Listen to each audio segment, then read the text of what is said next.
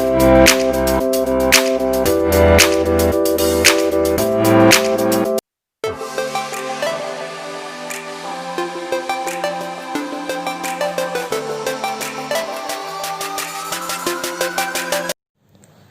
friends, welcome back to my YouTube channel. Its name is Pass Coaching Channel. This is our part 15 of chapter 7 integration. Also, this is the last video of this chapter. Today we are going to complete this chapter. We are going to complete with this chapter with the topic definite integrals as the limit of a sum. In the previous video, we will discuss the definite integrals with the basic concept in a simplified manner. But this is the specific type of definite integrals as the limit of a sum. First, what is definite integral? Starting में मैंने part 13 में आपको may be part 12 13 में बता दिया था कि हमने डेफिनेट इंटीग्रल को कैसे सॉल्व करना है सिंप्लीफाई मैनर से। उसका लिंक ऊपर आपको आई बटन पे दिख रहा होगा, उस पर क्लिक करके आप देख सकते हो। आज मैं ये लिमिट एज अ सम आपको डिस्कस कराने जा रही हूँ। वैसे तो ये टॉपिक आपकी बुक्स में पहले दिया होगा, बट मेरे को ऐसा था कि ये थोड़ा सा डिफरेंट टॉपिक है तो मैं आपको लास्ट पे करवाऊँ। ठीक है, तो आपने कैसे करना है? सबसे पहले डेफिनेट इंटीग्रल क्या होता है, हमने फंक्शन का इंटेग्रेशन फाइंड करना होता है बिटवीन ए टू बी। अब ये कैसा होता है, जैसे मैंने कोई कर्व ले ली, ये कर्व मेरी क्या है, y equals to f x जो फंक्शन है उसके कर्व गिवन है। ए टू बी मतलब जो मेरा स्टार्टिंग पॉइंट है x वो a है, और जो जहां तक मैंने इस कर्व को डिफाइन करना है वो मेरी क्या लास्ट पॉइंट b। तो a टू b कर्व के बिटवीन इस फंक्शन का हमने क्या फाइंड करना है, डेफिनेट इंटीग्रल फाइंड करना है। और डेफिनेट इंटीग्रल होता क्या है मैं आपको बताने जा रही हूँ। डेफिनेट इंटीग्रल होता है एक तरीके से आपका, हमने एरिया फाइंड करना है, तो एरिया अंडर कौन सा फंक्शन हमारा y equals to f x. अब यहाँ पे है कि एरिया किस किस के बिटवीन आएगा। अब देखो ये पॉजिटिव एक्स एक्सिस है ना, तो एक्स एक्सिस के ऊपर जब इसको नाम दे देते हैं ए बी सी डी। ठीक है, तो एरिया अंडर जो इस फंक्शन के कर्व का अंडर जो पोर्शन आ रहा है किस किस के, तो बिटवीन एक्स एक्सिस, हमने एक्स एक्सिस के ऊपर इसका एरिया डिस्कस करना है। And between the ordinates x equals to a and x equals to b। तो हमने क्या किया, x इजिकल्स टू a मतलब हमने a से इधर पोर्शन, b से इधर पोर्शन, x x के बव, तो इसके बिटवीन जो भी हमारे कर्व ने जितना इसने इस पूरे कार्टेशियन प्लेन का जो पार्ट हमने शेड किया है उसका हमने एरिया फाइंड करना है। या फिर ऐसे आप लिख सकते हो area under curve y equals to f x of A B C D. मतलब जो ए बी सी डी मैंने शेड किया ग्राफ, सिर्फ उसका हमने एरिया फाइंड करना है। तो एक तरह से जो इंटेग्रेशन होता है वो हम क्या कहते हैं, जैसे जहाँ पे हमें प्रॉपर क्या finite limits definite integral. Definite integral हम क्या काम करते हैं, एरिया को फाइंड करने के लिए किसी भी कर्व का जो हमें एरिया गिवन हो, सॉरी जो फंक्शन की हमें लिमिट्स गिवन होगी, उसका मतलब हमने उस कर्व का जो इन लिमिट्स के बिटवीन एक्स एक्सिस के अबव जितना उसने पार्ट क्या किया है, इसने कवर किया है, उसका हमने एरिया क्या फाइंड करना है। Now integral as the limit of a sum, मैं आपको डिफाइन करके बता रही हूँ कि हमने integral as a limit of a sum कैसे करना है। सबसे पहले आपने एक कर्व ले ली y equals to f x, फिर आपने क्या करना है, वही हमने इसका स्टार्टिंग जो है हमारा x इजिकल्स टू a और लास्ट हमारा जो है x equals to b, because हमने सिर्फ इसके अंडर ही डिस्कस करना है ना जो भी हमारा एरिया है। तो आप क्या करोगे, हमने इस पूरे रीजन का जो एरिया फाइंड करना है इस कर्व के अंडर, इस कर्व के नीचे जो above the x axis between A and B जो एरिया डिस्कस करना है, उसके लिए मैं क्या करूंगी, पूरे रीजन को स्ट्रिप्स में डिवाइड कर दूंगी। ये देखिए मैंने ऐसी पूरी कर्व को क्या किया, एन इक्वल स्ट्रिप्स में डिवाइड कर दिया। अब ईच स्ट्रिप इस पर्टिकुलर एक हम पोर्शन को क्या बोलेंगे, जो इतना है स्ट्रिप्स बोलते हैं। एन स्ट्रिप्स को हमने डिवाइड कर दिया, इस पूरे रीजन को एन स्ट्रिप्स में इक्वल डिवाइड कर दिया। हर स्ट्रिप की जो ये लेंथ है वो क्या होगी, हमारी एच होगी। इसको ना मैं थोड़ा सा ऐसे करके लिख देती हूँ, एच, ये हमारा ए पॉइंट है। तो ऐसे ये सब की लेंथ कितनी होगी, एच होगी, लास्ट वाली की भी एच है। अब इसको देखो, अगर मैंने ये पूरी स्ट्रिप को ध्यान से देखो, ये पूरी स्ट्रिप से ना थोड़ी सी ऐसे कर्व बेंट हो रही है। तो अगर मैं इसको ऐसे डिवाइड कर दूं तो अब ये एक क्या बन गई, प्रॉपर रेक्टेंगल बन गई ना। पहले ये स्ट्रिप कुछ ऐसे थी, ठीक है ना, ऐसे वाली, बट मैंने क्या किया, इसको ऐसे डिवाइड करी, ऊपर से डॉटेड करके इसको पूरा कंप्लीट कर दिया। अब ये डॉटर वाले के साथ इंक्लूड ये पूरी एक स्ट्रिप क्या बन गई, रेक्टेंगल स्ट्रिप बन गई। तो हम ऐसे क्या करेंगे, इसका मतलब क्या है, इसका मतलब ऐसा है कि अगर मैं इस पूरे रीजन को फाइंड करना चाहती हूँ तो मैं ईच स्टेप का, इस पूरे रीजन का, अगर मैंने एरिया, हमने एरिया निकालना है इस पूरे रीजन का, इस पूरे रीजन के एरिया को हमने एन इक्वल जो स्ट्रिप में डिवाइड किया है, तो हम हर स्ट्रिप का एरिया निकालेंगे और उसका सम कर देंगे। अब सम क्या होगा, जैसे मैं आपको पर्टिकुलर एक की बात बताती हूँ। सपोज ये मेरा बन रहा है, इसको लिख देते हैं हम एल एम एन पी, कुछ ऐसे लिख देते हैं। अब जो मेरा L M N P portion है, जैसे आप देखो, वैसे तो हमारी स्ट्रिप कुछ इस तरह से है, मैं एक पर्टिकुलर स्ट्रिप की बात कर रही हूँ, ये ठीक है। अब अगर ये स्ट्रिप की पूरी इसकी लेंथ एच है, ठीक है ना, अगर मेरा एच क्या कर जाए, approach to zero, H approach to zero मतलब क्या हो गई कि हमने लेंथ बहुत छोटी कर दी। लेंथ छोटी इन दी सेंस, सपोज करो यही मेरी कर्व है ना, मतलब मैंने लेंथ को इतना कर दिया, ये मेरी अब एच होगी। तो अब देखो ये एक पूरी क्या बन गई, अब ये बन गई ना रेक्टेंगल। तभी हम बात करते हैं as H tends to zero.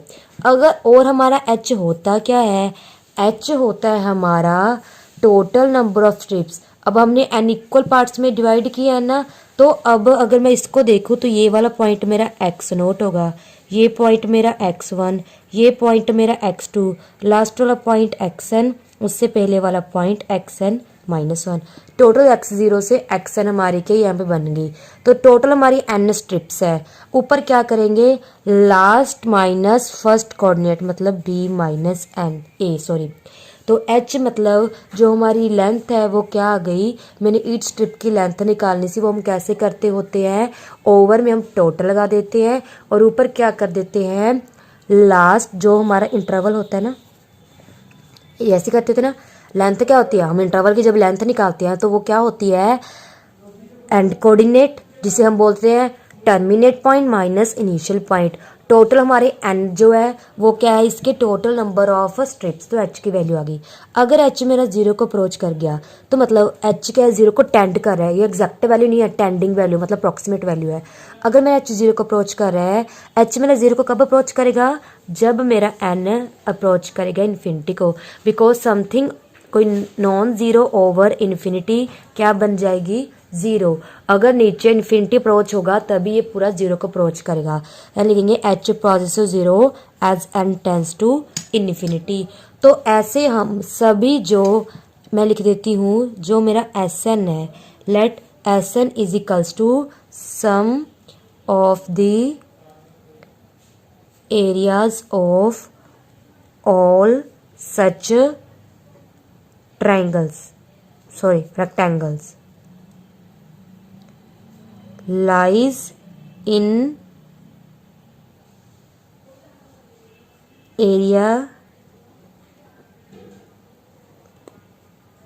Reason लिख लो यहाँ पे। तो ये रहा मेरा ए बी क्यू पी। इस पूरे रीजन का अगर मैं एरिया निकालना है तो मैं क्या करूँगी, सभी रेक्टेंगल्स जो इक्वल स्ट्रिप्स में जो मैंने बनाए रेक्टेंगल्स, तो वो उनका एरियाज करके हम सम निकाल देंगे।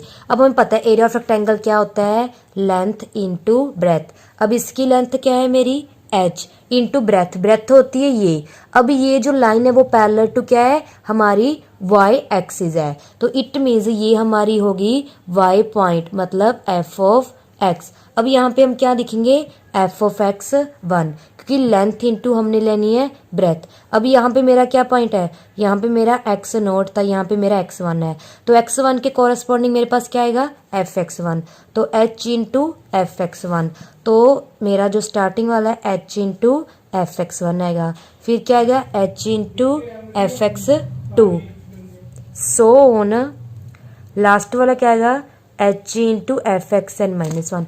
अब आप बोलोगे लास्ट पॉइंट तो हमने एक्स एन लिया, बट वहाँ पे एक्स एन माइनस वन क्यों लिखा है, बिकॉज ध्यान से देखना, अगर मैं इसका एरिया लूँगी, ठीक है, तो इस पे जो मेरा ये है, ये लाइन इसके पैरेलल है ना, तो जो मेरा ये वाला पॉइंट होगा वो कौन सा मेरा एक्स एन माइनस वन, ये वाला पॉइंट कौन सा मेरा एक्स एन है। जब भी हम यहाँ पे मैं ना एफ एक्स एन लिख देती हूँ, यहाँ पे एफ एक्स एन माइनस, जब भी हम कोई स्ट्रिप लेते हैं तो लिखते हैं एच इंटू एक्स वन, यही होती है ना एच इंटू एक्स वन, तो इसका क्या आएगा H into x n minus one. क्यों, बिकॉज एक्स एन तब आएगा अगर मैं कोई नेक्स्ट स्ट्रिप बनाती, सपोज हमारा कुछ एरिया इस तरह होता और ये हमारा होता f x n plus one, तब हम लेते एफ एक्स एन, क्योंकि हमने पीछे वाला कोऑर्डिनेट लेना होता, ठीक है, इसलिए हम लास्ट में लेंगे h into f of x n minus one.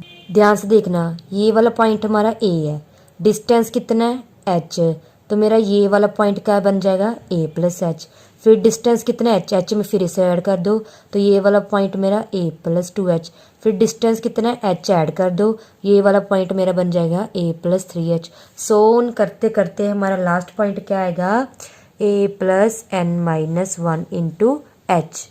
मैंने अभी बताया था ना, हमारी स्ट्रिप जो है रेक्टेंगल कब बनेगी, अगर h टेंस टू जीरो होगा, तो हम लिमिट ला देते हैं h टेंस टू जीरो, इसमें सब में से h क्या है कॉमन निकाल दो, तो पीछे क्या रह जाएगा f of x one plus f of x two f of x n minus one, last में आपका f of x n minus one आएगा।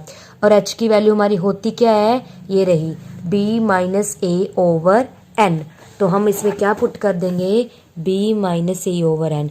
हमें पता है जब h टेंस टू जीरो है तो n किसको अप्रोच करता है, इन्फिनिटी को, तो मेरी लिमिट बन जाएगी n tends to infinity f of x one plus f of x two up to Son f of x n minus one, ये हमारी लिमिट बन जाएगी। b माइनस एक कॉन्स्टेंट है, इसको बाहर निकाल दो, तो limit n tends to infinity one by n f of x one plus f of x two up to Son f of x minus one. तो integral definite integral as a limit of sum क्या है, area under the curve but above the x axis between the ordinates. इसको हम कैसे solve करेंगे, n equal parts में divide करके उन सब का क्या है डिफरेंट डिफरेंट एरिया निकाल के रेक्टेंगल्स का उनको ऐड कर देंगे, देन हमारा जो है जो गिवन फंक्शन का इंटेग्रल डेफिनेट इंटेग्रल आ जाएगा। फ्रेंड्स, क्वेश्चन सॉल्व करने से पहले सम ऑफ सम सीरीज है, इसको आप नोट कर लीजिए। वैसे तो ये क्लास 11th में आपने सीक्वेंस सीरीज में किए होंगे, जैसे first sum natural of first n number, sum of first n natural number, sorry n into n plus one over two. अगर उनका स्क्वायर का सम आ जाए तो ये होता है, अगर उनका क्यूब का सम आ जाए तो कुछ नहीं, जो हमने स्टार्टिंग वाला किया ना first sum of first n natural number, उसका कर दो स्क्वायर। अब हम क्वेश्चन करने जा रहे हैं friends, evaluate the integration of 0 to 2 x plus 2x dx, special mention होगा as a limit of a sum. अब देखो इसको अगर मैं लिखूं तो मैंने कंपेयर करते हैं हम इसके साथ a to b f x d x.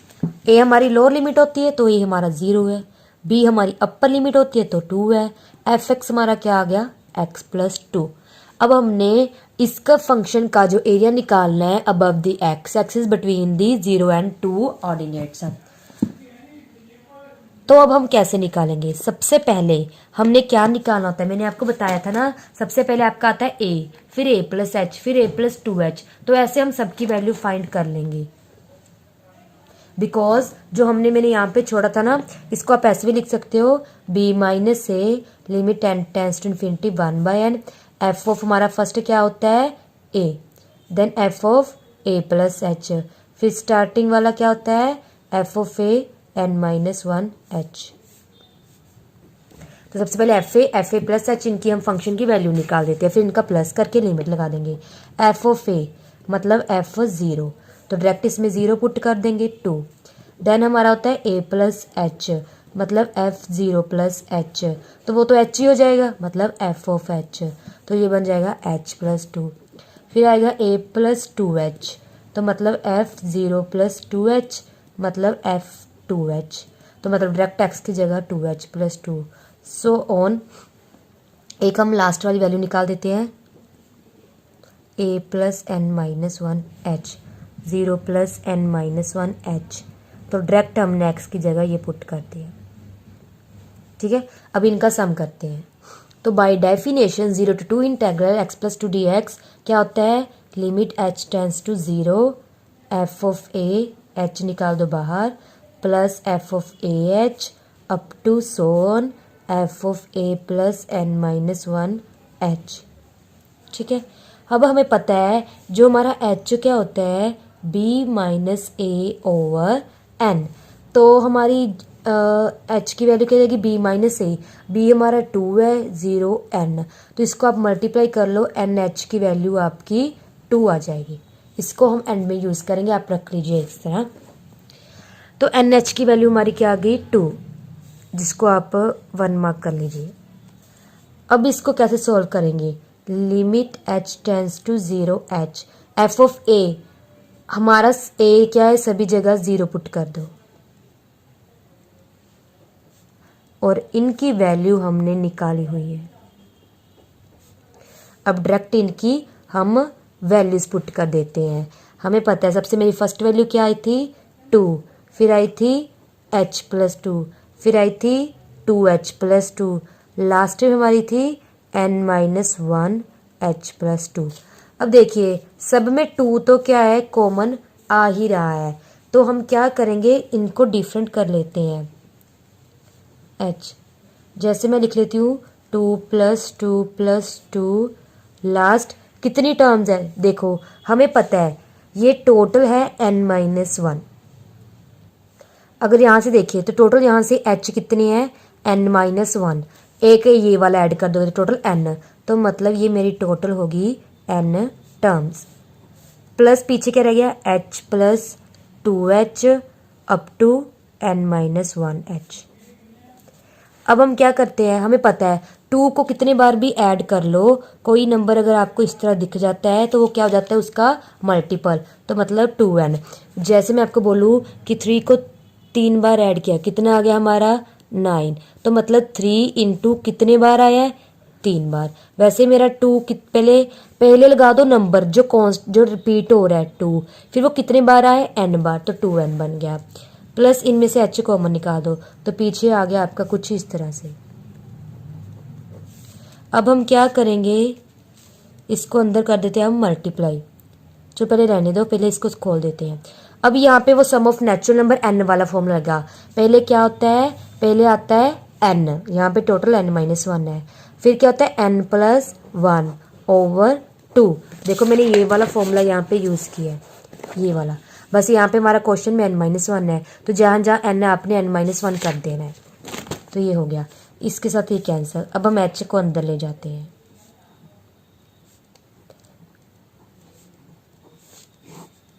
Sorry 2 सिर्फ इसके नीचे है। अब यहाँ पे 2nh तो बन चुका है, एक h इसके साथ लगा देते हैं, तो ये nh बन गया।